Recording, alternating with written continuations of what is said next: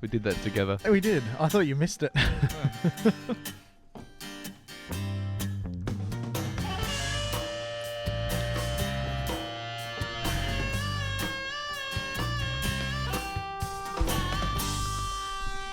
Good evening and welcome to the Joust. My name is Nagy. I am here as always with my co-host Liam McNeil. Liam, did you miss me last week? Of course I missed you, Nagy. I miss you whenever you leave the room. Absolutely, I missed you. But Sam, thank you very much for filling in. You did a wonderful job. Almost too good, Sam. Almost like I don't want to see you in this, in this vicinity again, just in case you encroach on the only thing I have going in my life.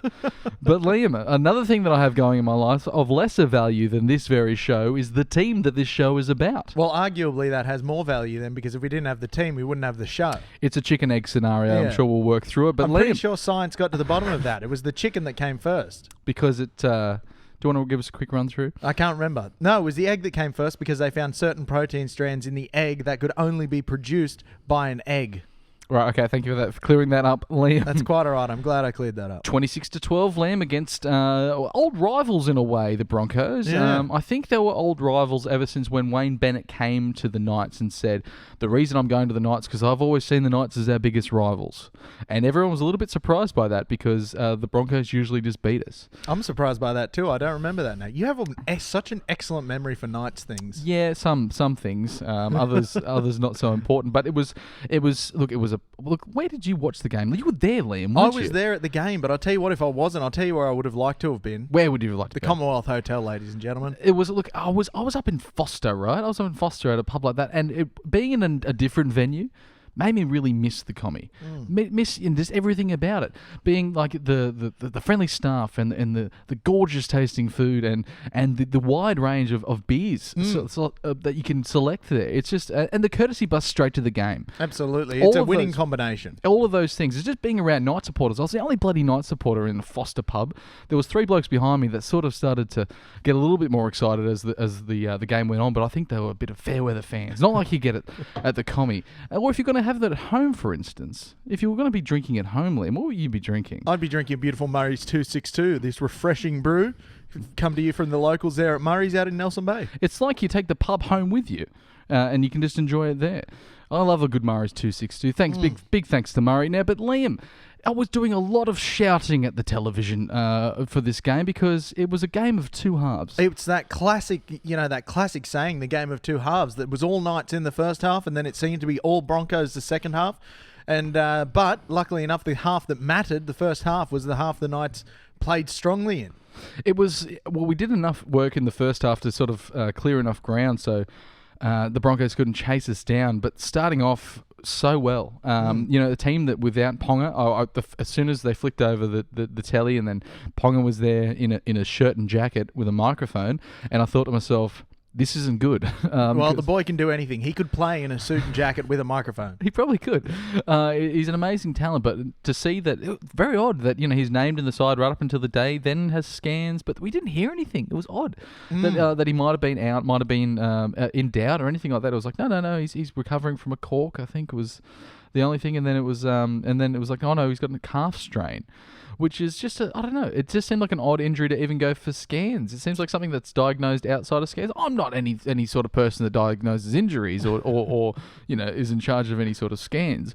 But it just seems like something to be like, your calf's a bit sore, it's probably a grade 1 strain. That's it. I've had them in the past where you just go to the physio rubs it up and down and has a bit of a feel around and no scans are needed. They get that little ultrasound thingy on it. Are you sure they're physios you're going to, not late night massage parlours? I can't be sure, no. I can't be. They all had flashing open signs in the window. It just means they're open. That's all it means. And if they're open late, good on them. Yeah. But they must have a lot of clients. Yeah, those late night physios. Make sure you drop by to some of those late night physios as well. But look, it was when Edric Leak went over for the first try. Everything looked on. It looked like a side that had been playing together. Like But Kurt Mann coming out, filling that fullback role. He had a blinder at fullback, I thought. He was very good at opening up the attack on mostly the left-hand side, which I kind of thought with Kalen out, that left-hand side might not be as potent. But we saw from, Kurt Mann chiming in an attack there, we didn't really lose too much. He was fantastic. later in the first half, losing Edric, and a bit of injury news there, which we'll touch on a bit later. But it's and then we're having to shuffle around. I think Lockie Fitz ended up playing some time in the centres there, or scoring his try, getting over. That was a classic Lockie Fitz try, close to the line, off the fullback, a little bit of a spin. It was so Lockie Fitz that it hurt. It was. It's good to see him. I thought his first half was some of the best football I've seen him play this year. Not that I don't think he's been playing well. I just feel that he came out with that kind of aggression that I really wanted to see from this year, and it was fantastic stuff. I think he ran harder than I've seen him run this year. Yeah. And I'm sure it reflected in the meters. I haven't checked on them, but he seemed to be taking a lot of hit-ups and hitting the line very, very hard. He had a blinder. I think he ran for a 12 and cleared over 100 metres. But he was running like a running second rower, and then probably later in the centres.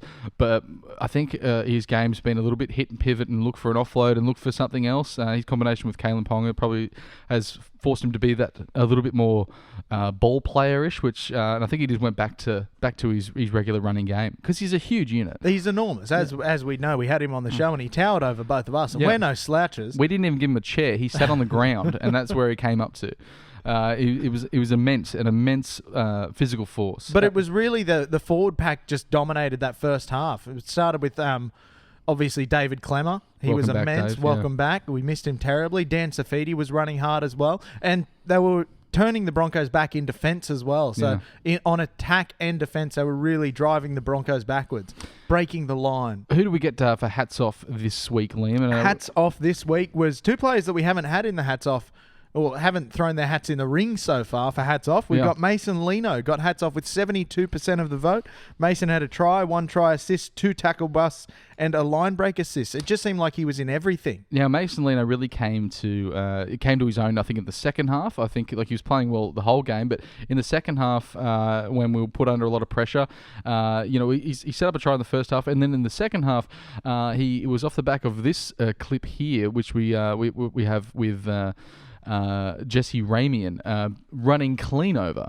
our former knight, Darius Boyd, soon to be former Bronco as well. It looks to be. You'd think so. Yeah, he hasn't been going great. Hasn't been going great. It's probably a very generous assessment of his season this year. Trying to be diplomatic. But Mason Lino finishing off this little number here. We got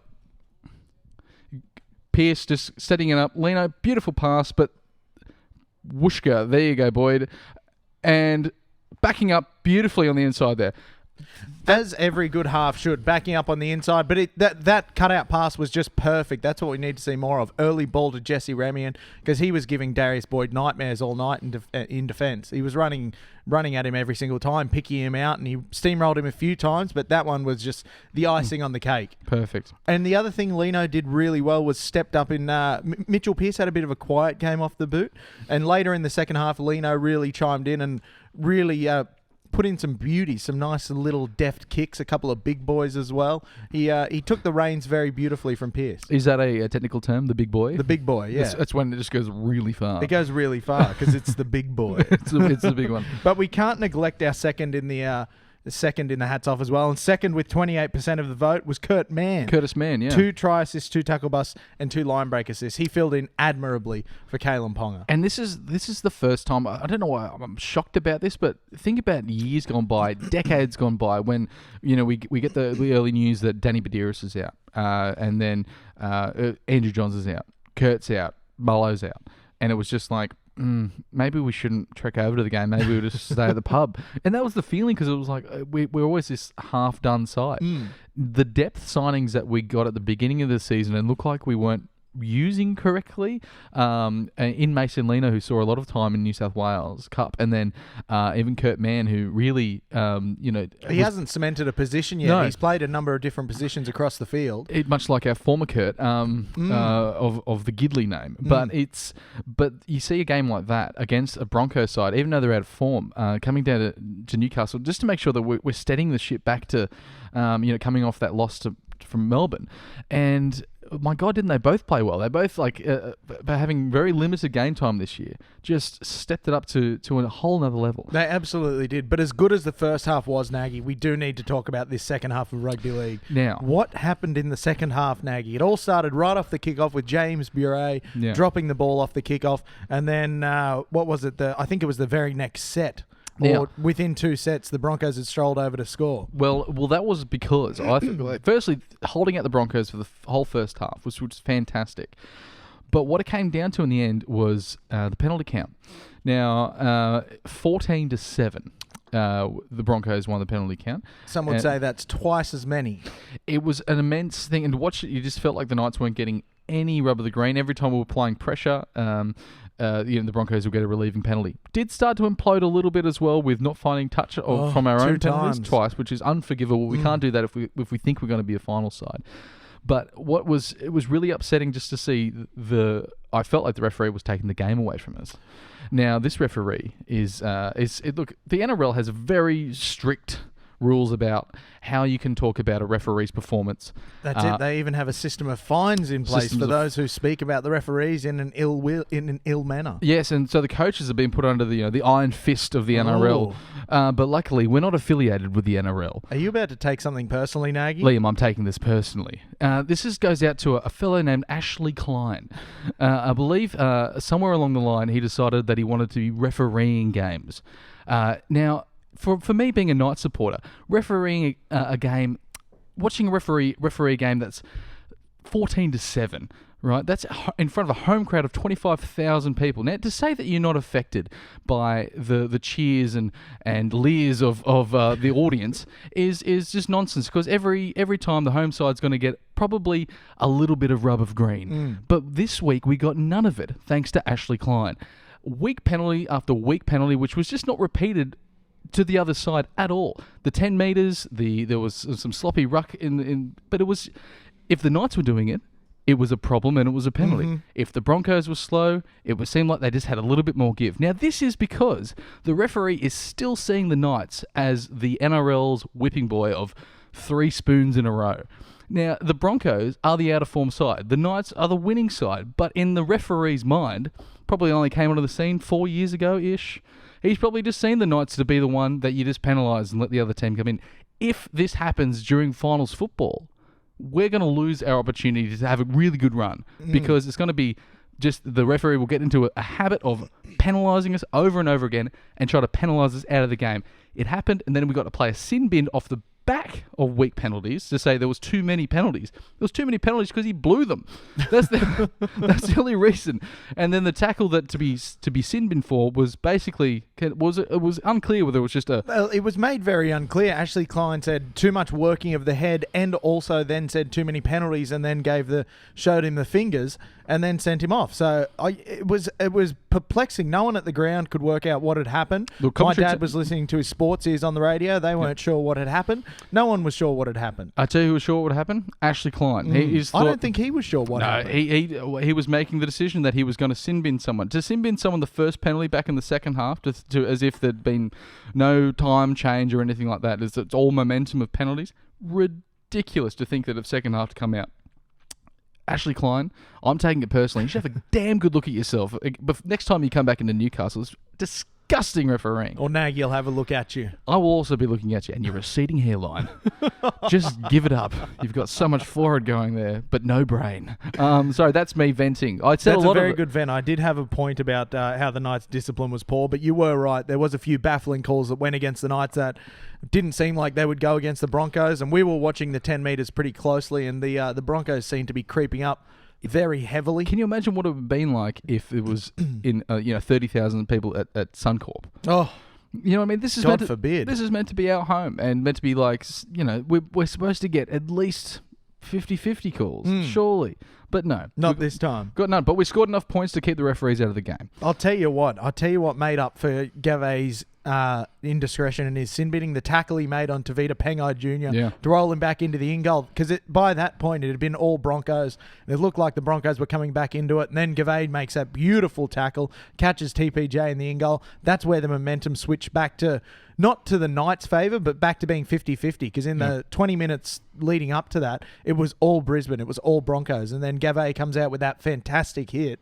And all of a sudden, the tables evened out again. It allowed the Knights to get that beautiful last try that we just saw to Mason Leno. It was very interesting to see the post-match presser with, Brownie handed himself on, as he always does, but Anthony Seibold, who just looked like a man with no more answers. I don't know how many times he said, I'm the coach, I have to take responsibility for that. He started talking about, we're a bit of a young side. There's this many players that have played less than 50 first-grade games. I'm sorry, that didn't work when we sucked. No, we just, they're the team that sucks now. And Milford's out for 7 weeks, and Boyd's playing like a busted asshole. So, which is a shame for them, because Milford was starting to look good at fullback. He was dangerous running the ball back. His kicking game was pretty good. He was starting to show a bit of form there at the back with Darius doing nothing up front. Yeah, and doing very, very little. And now they haven't got Cody Nicarima there anymore, so I don't know what their game plan is when they went into the season. They think, well, we'll just give it a go, and hopefully Tavita Pangai Juniors and what was the other guy that played Origin? Payne Haas. But they're hoping they'll do enough. But we beat them in the forwards as well. We beat them all over the park. I love beating Brisbane because it was a team that we just never beat for ages. Well, that's it. Growing up, Brisbane was always the powerhouse. Brisbane was the team no one beat. I remember, as a kid, it was any game against Brisbane, you'd pretty much rub out off the calendar because you knew you weren't going to win. You wait, they won't re-sign Milford or Boyd, and they'll release Boyd, and then they'll start talking about how Brisbane has a war chest to sign people. And it's like, you haven't got a team anymore. Sorry, Brisbane. Let's look forwards, Liam, rather than reflecting backwards. Let's look forwards. Now, this game is going to be an interesting one, a very interesting one next week against the Warriors. Knights won the last game against the Warriors 36-18, and the Warriors have only won 2 of their last 5. So they're sitting 12th. They're in a bit of they're in that doldrum stage. They've won a few, they've lost a few. Yeah. They're outside the 8. They probably can't make the 8. So they're not really playing for too much, but at the same time, it's the Warriors. So what the hell do you expect? You don't know what team's going to show up. It's going to be very interesting. They did play well against Penrith. Very interesting lineup this week, Liam, with a lot of changes. Obviously, with the losing Edric Lee, which he's out.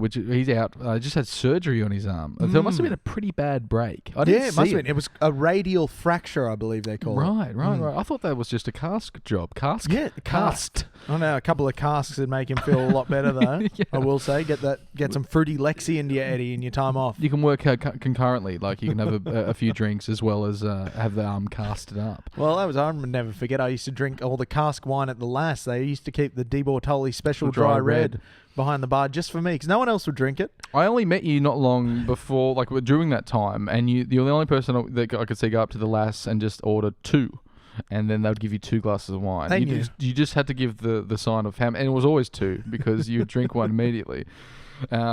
It was a special time in your life. So Edric can't speak highly enough of casked wine. But now these are some big changes. Let's run through them quickly. Connor Watson moves to fullback.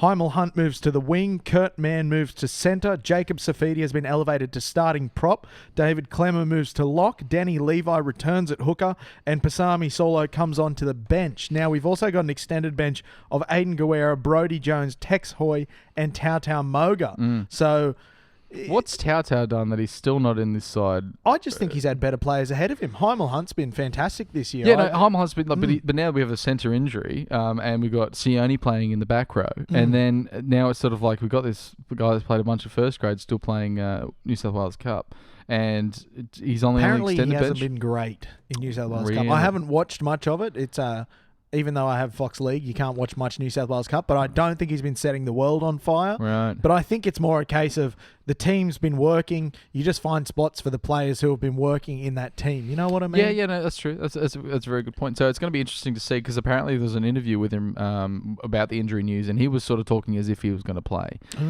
So it'd be interesting to see if they do keep Kurt Mann at centre. And we do know that Brownie does like a bit of hijinks with the team sheet. He'll release one thing and then, show me, look over here while I do a trick over here type thing. Misdirection? Yeah, misdirection. Yeah.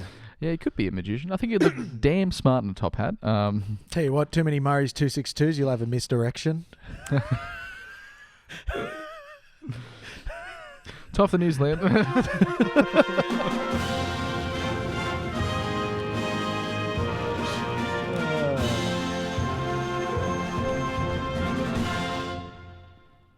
Was it an erection joke? Was that what It you were was an going- erection joke. Okay, Apologies to all our listeners out there. That was one of my worst yet. News. Now, first in the news, Edric Lee out for 10 to 12 weeks with a radial fracture to his arm. This is a damn shame. Yeah. Edric's been in Huge. It's a huge loss for us, fantastic yeah. form. It's funny when SKD came in and we got that Rocks and Diamonds winger that has so many more diamonds in his game, and then Edric came along and I kind of thought we've got a similar prospect on our hands here, and he showed that on the weekend with a dropped bomb.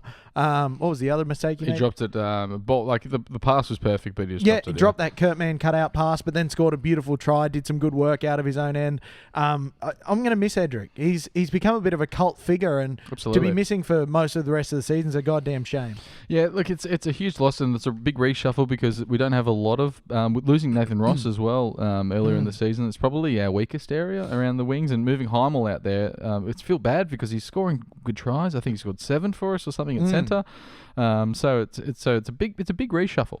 It's going to be interesting to see. And further to that, Kalen Ponga is out for 2 games, which will see him miss Origin. But the big news, which I'm sort of happy about. Yeah, absolutely. Well, I'm very happy about as a Blues supporter, but I'm sort of happy about I want to see him play the best football ever. He needs a rest. He's already played 2 Origins. He hasn't missed a game so far this year, has he, Mikey? He missed 1, yeah. He missed 1? Yeah. But that's all right. It's right around this time of the year when he needs to rest and get those niggles taken care of so that he can then spearhead the finals charge for the Knights. Well, I don't want to also see him Blues run out there and smash him and Also just even a hard tackle and then or drop him on his head or something, and then it's like, don't break him. Yeah, so we're very glad about that. But what we're very not glad about, Yes. well, I'm not very glad about this, Nagy. I haven't checked with you yet, Fire away. but I assume you won't be glad about this. Probably. David Clemmer has been overlooked Oh, yeah, of for course. Origin 3. David Clemmer, arguably the best prop in the competition, has been overlooked for State of Origin 3.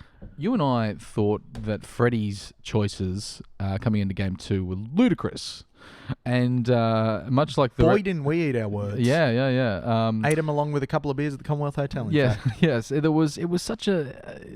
I was so surprised and happily surprised. But then what do you do in this situation? You got the best 40. He came out and ran 200 plus metres against the... in his first game back against the Broncos. So it's not a form thing. It's just that they've done a pick and stick. They've done a Queensland. Now, what this leads into, though, it leads into the Tarek Sims conundrum. Now, Freddie has picked Tarek Sims, but Tarek Sims is facing a Grade 2 dangerous conduct charge for his shot on Michael Morgan. And if his challenge is unsuccessful, Yeah. also, if it's unacceptable, it'll be unsuccessful. One of the two. He will be rubbed out for Origin 2, and you would think then that David Clemmer comes straight in. So do we think there's been a bit of... Freddie banking on Tarek Sims getting suspended. And then he can bring Clemmer in and be like, I wanted to pick and stick, but unfortunately... Do you think it's a bit of a case of Freddie trying to be a bit too clever? I don't know. Well, he's gone from being the idiot that everyone's like, we got to get rid of him because he's lost his mind to like the genius again. Well, again, that happened last year, remember? We came out and picked 12 debutantes for Game 1, and we all said, oh, Fred, what are you doing, Fred? I do like how he is just, going for the black skivvy with the scarf look. Oh, absolutely. That's a great look. That's a great look. He's rocking it. He's really making that work. I went off topic there as far as selections, but I went to close selections. So maybe... pulling off a great look and pulling off a great selective strategic move might also be in his plan. Okay, yeah. So I'm a bit, a bit muffed, miffed, but at the same time, he's Freddie, and I trust him. Put trust in. Yeah. Fella. Yeah. Next piece of the news: George Burgess. Yes. He's been done for an eye gouge. It's not the first one he's done, and he's facing a possible 12-week ban. I think the contrary conduct charge that he's faced with carries 6 to 12 weeks. Yeah. But you'd think the NRL will try and make an example of him, as they did with Hudson Young, the Canberra Raiders player who got 5 weeks for an eye gouge, and yet they still refuse to suspend Josh Maguire for eye gouging. Which is what he does. It's what he does, apparently. It's his shtick. I think as Sam said last week, that's just his thing. But look, I think they're going to make an example out of him. I think you're probably going to look to 9 to 10. I thought earlier, you probably get 6 to 8. But the image of the finger going into the eye, and it was sort of below the forehead as well.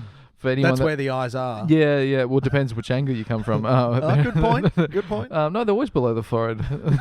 You've only got one forehead. For anyone that's just listening to audio, I've got my hand on my forehead, but like the camera was over the top, so you lost where the finger went. It could have just been in the crevice, the crevice. But I think it was probably, with the amount of pressure you could see, the white knuckle sort of stuff, it was probably well in the eye socket. Now, to put that in perspective of like how bad an eye gouge is, like I'm a big fan of the UFC, Liam. I like MMA and all that sort of things. And when Love the punchies. They when they first started the ultimate cage fighting, there was 2 rules, and one of them was no biting because you could probably tear flesh, and the other one was no eye gouging. Nothing about the testicles. You could groin shot. Really? That's what they said. Yeah. Huh. And there was some groin shots in there. Like, and so that's just to put in perspective. Not even no holds barred. 1996 MMA liked eye gouging. That's and bonkers. Yeah. So it's just, and it's not nice because you need your eye for the rest of the thing. Obviously, you need your testicles as well. But they sort of do their own thing. You don't have to stare through them every morning. Or Wake up and they're just staring you back in the mirror there. Sometimes that can happen. I think it's a low act and something that's got to be rubbed out of the game. If it was more of a facial, that's something, but it was just a lot of pressure on the eye, and George Burgess has seemed to be just putting out all these grubby moves again and again and again. So he does, doesn't he? And it seems like that'll be the end of his career at South Sydney. It's been a bit of a fait accompli over the season so far that he won't be at South Sydney next year. I don't know why, and I don't know who's interested in him. Because they got 2 of them. They've got 2 of them, but surely 3 is better than 2. Is there a third Safidi somewhere? Possibly. Let's try that. But maybe that it is the case that a 2 is better. Yeah. Yeah, I don't know. That's an interesting one. And last item in the news, 4 Newcastle Knights players have made the New South Wales Under-20s Origin side. Tex Hoy, Luke Huth, Matt Croker and Phoenix Crossland have all been named in the 20-man squad. So well done to those young guns, and let's bloody see them stick it to those Queenslanders. There's been lots of players that have made the under-20 side. I think even Brock Lamb made the under-20 side. That centre that stuck around and went to Souths, he didn't do very well with us. Dane Gagai. No, not him. There was another centre that, anyway, he came up through, but he played under-20s. George Carmont. No, not George Carmont. Very recent, like last season he was with us, and then he went to Souths this year. Corey Dennis. Dennis. He hasn't been spotted since. So so we wouldn't get too excited about under-20s, but it's huge for them to make it. Well done, boys. It's fantastic. They're being coached by Marco Mealy, the ogre. Are they really? Yeah. I would have loved. Where are they now, Marco Mealy? Gee, he was good. Coaching the under-20s New South Wales Origin side. Now you know. I reckon he just says you got to rub deep heat into your ears and face, and then shave your head and just scream. Gee, he was immense. Him the first game in 04 when him and Shane Webke came together. Was in extra time. It was immense. It was and then they said there's got to be. Forget about it. Ray was like, there's got to be 10 minutes of extra time now in the Golden Point, and then they came together and it goes whoa. And then Sterling says, well, that's if the stadium's still standing. And then there was nothing. There was nothing after that. And it's just poor. That's a damn shame. There should have been some giggles. Anything else in the news, Liam? That's all for the news this week. Better open your sack.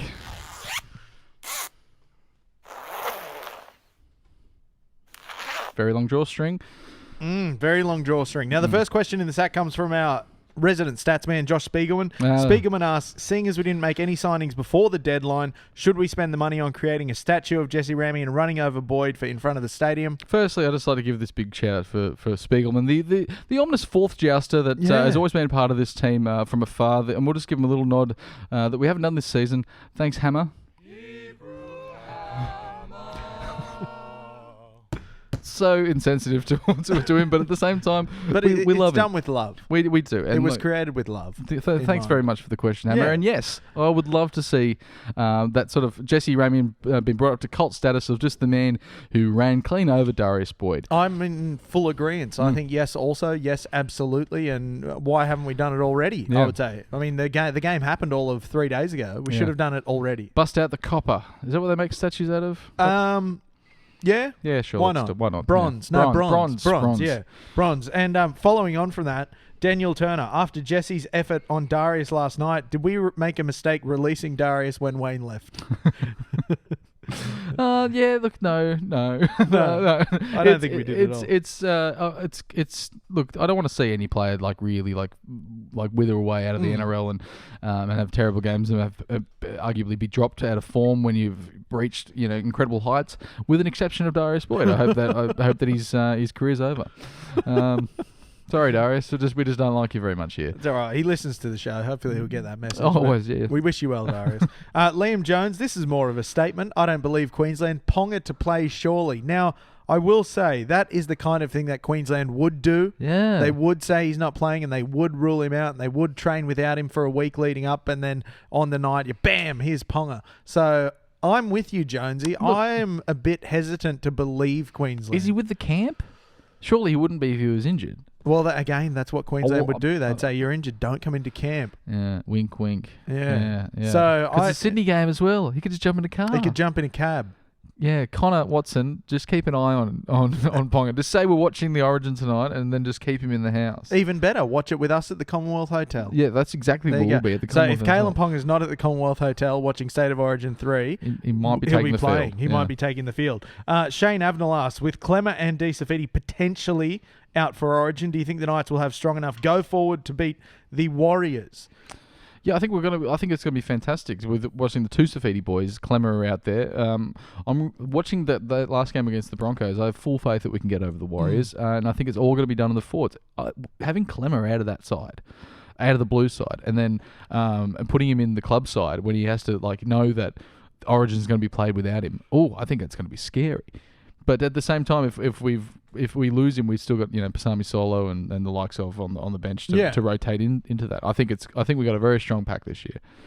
Now, Ryan Kirby, we've sort of covered this, but I feel like we need to vent about this again. What do you think of the Clemmer non-selection? Is it tactical fire-up move as they know Tarek is getting suspended, or genuine selection choice? Yeah, well, I think we covered, but it's. I got to say, I'm not really. Yeah, it seems to be a genuine selection. I think Freddy's just gone for his zen pick and stick and rewarding the boys that saved his coaching career. Because that's the funny thing. They always say Queensland are great because they picked and stick. Now, it's easy to pick and stick when you're picking from a whole bunch of immortals and you're picking from people who are going to be regarded as the best of their generation. You've got 5 or 6 of them. It's harder to pick and stick when you've got an actual team of human beings. Yeah, that's basically all debutants over the last few years. Yeah, and so, I think it's Freddie trying to pick and stick, but at the same time, do we hold pick and stick in too high of an esteem because of the Queensland dynasty? What they did to us, yeah, possibly. Yeah, because they were seen as the pinnacle of being able to pick and stick.